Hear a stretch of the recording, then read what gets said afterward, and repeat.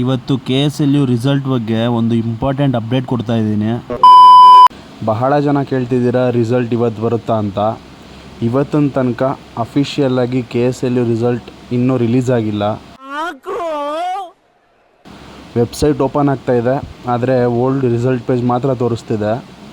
Valuation already ಮುಗ್ದಿದೆ ಅನ್ನೋ ಮಾಹಿತಿ ಇದೆ, ಆದರೆ ರಿಸಲ್ಟ್ ಪಬ್ಲಿಷ್ ಆಗೋಕ್ಕೆ ಇನ್ನೂ ಸ್ವಲ್ಪ ಟೈಮ್ ತಗೊಳುತ್ತೆ.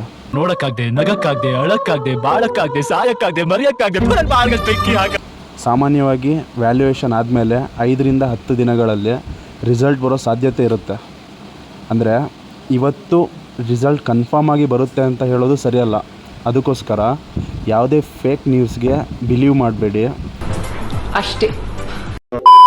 ರಿಸಲ್ಟ್ ಬಂದ ತಕ್ಷಣ ನಾನೇ ನಿಮಗೆ ಫಸ್ಟ್ ಅಪ್ಡೇಟ್ ಕೊಡ್ತೀನಿ. ಹಾಗಾಗಿ ನನ್ನ ಚಾನಲ್ ಸಬ್ಸ್ಕ್ರೈಬ್ ಮಾಡಿ ಮತ್ತು ವಿಡಿಯೋನ ಲೈಕ್ ಮಾಡಿರಿ, ಟಚ್ಚಲ್ಲಿರಿ. ಅಪ್ಡೇಟ್ ಬಂದಿದ ತಕ್ಷಣ ನಾನು ಅಪ್ಡೇಟ್ ಮಾಡ್ತೀನಿ. ಎಲ್ರಿಗೂ ಒಳ್ಳೆಯದಾಗಲಿ. ಮತ್ತೆ ಸಿಗೋಣ ನೆಕ್ಸ್ಟ್ ವಿಡಿಯೋದಲ್ಲಿ. ಅಲ್ಲಲ್ಲಲ್ಲಲ್ಲಲ್ಲಲ್ಲ